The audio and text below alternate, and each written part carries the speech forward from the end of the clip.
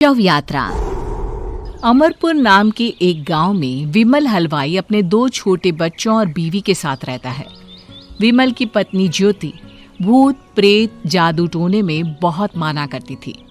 इसका बिल्कुल विपरीत विमल इन चीजों को दकियानुसी माना करता था। रोज की तरह विमल अपने मिठाई की दुकान जाने के लिए निकलने की हड़बड़ी में होता है। मैं निकलता हूँ ज्योति, देरी हो जाएगी, दुकान भी खोलनी है मुझे। अजी ध्यान से, आज अमावस्या है। रास्ते में कोई कपड़ा या कुछ भी गिरा हो तो उसे लांग मत दीजिएगा, बगल से चले जाइएगा। अरे ऐसे तो तुम मुझे पागल ही कर दोगी क्या? हाँ, मैं नीचे देखकर चलूं कि सामने से कोई गाड़ी घोड़ा आकर मेरे ऊपर से चला जाए? दोनों हालत में तो मेरी ही मौत है। अरे क्यों सुबह सुबह इतनी अपसुगनी बातें कह रहे हो जी?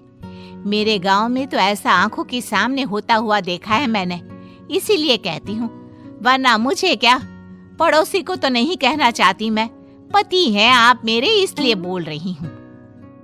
विमल अपनी मिठाई की दुकान चला जाता है। दुकान पर पहले से ही ग्राहकों की लंबी लाइन लगी हुई थी। ये लो, वहाँ ज्योति अमावस्या को लेकर परेशान है और आज तो हमेशा से ज्यादा ही लंबी लाइन लगी पड़ी है। अच्छी खासी बिक्री होगी आज।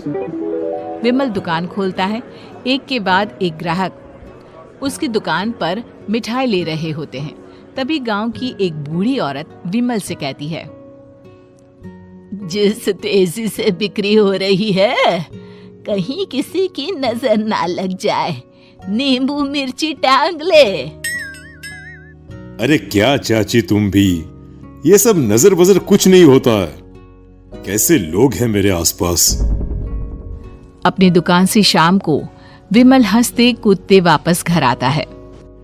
हाँ, आज तो अच्छी खासी बिक्री हुई है। 1 महीने में जितनी बिक्री होती है, एक ही दिन में आज उतने पैसे कमा लिए मैंने। ये तो बहुत अच्छा हुआ जी, आज ही घर की नजर उतारी है मैंने। बिक्री तो अच्छी होनी ही थी। अच्छा, तुम खाना लगा दो, सारा माल बिक चुका है। मुझे शहर जाना होगा, कुछ चीजों की जरूरत पड़ेगी। रात भर मिठाई बनाऊंगा, तब जाकर कल सुबह दुकान खोल पाऊंगा। खाना खाकर विमल शहर जाने के लिए निकल पड़ता है। सुनिए जी, ध्यान से जाइएगा, चौरस्ते पर किसी जादू टोने की चीज पर पैर मत रख दीजिएगा। हे भगवान, हद हो गई ज्योति, ये तो मैं जा रहा हूं। विमल गुस्से से शहर जाने निकल पड़ता है। रात का काला घना अंधेरा, चांद की एक भी किरण ना होने के कारण अंधेरे में कुछ भी देख पाना मुश्किल था। जंगल के बीच के एक अधकच्चे रास्ते से विमल जा रहा होता है। चारों तरफ गुफ अंधेरा और सन्नाटा सुनाई दे रहा था, और सुनाई दे रही थी विमल के पैर के नीचे आ रहे सूखे पत्तों की आवाजें। तभी अचानक दूर से उसे कुछ आवाजें सुनाई देती है।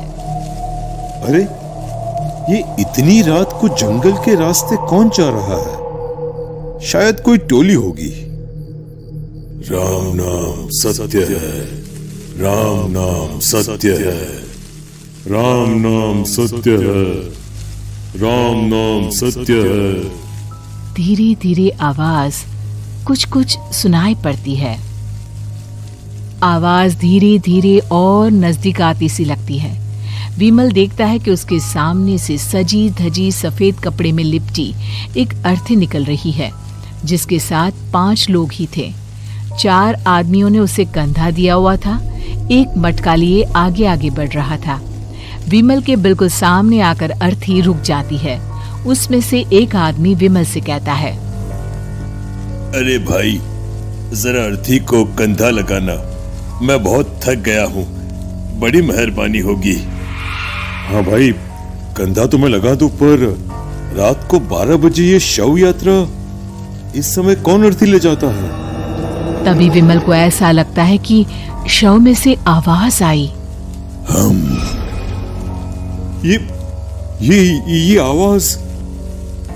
मजबूरी है भाई, आप कंधा दीजिए, मैं रास्ते में सब बताता हूँ आपको।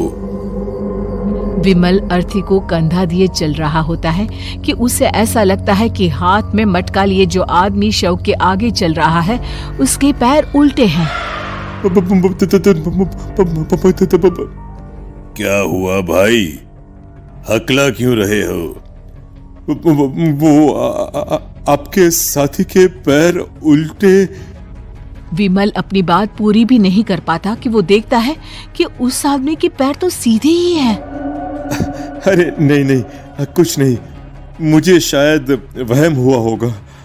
धीरे धीरे सब आगे बढ़ रहे होते हैं। तब विमल को अचानक लगता है मटके में से एक हाथ बाहर आ रहा है। विमल घबरा जाता है। इसके पहले वो कुछ बोल पाता, कल्लू कहता है, मेरा नाम कल्लू है। हम 6 दोस्त थे, जिसमें से एक को तो तुम सोया हुआ देख रहे हो।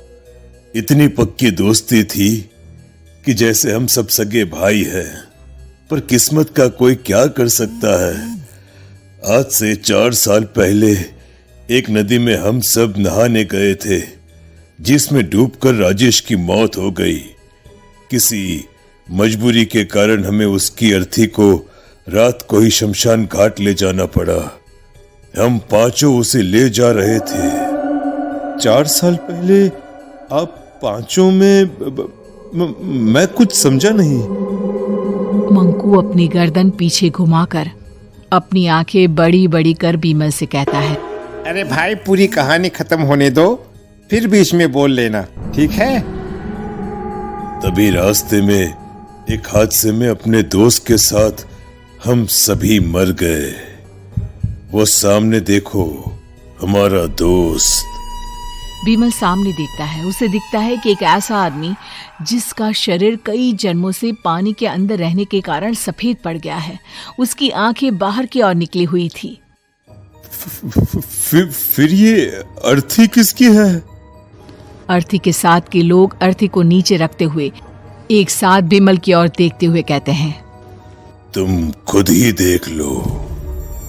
विमल शव पर से सफेद कपड़ा हटाता है।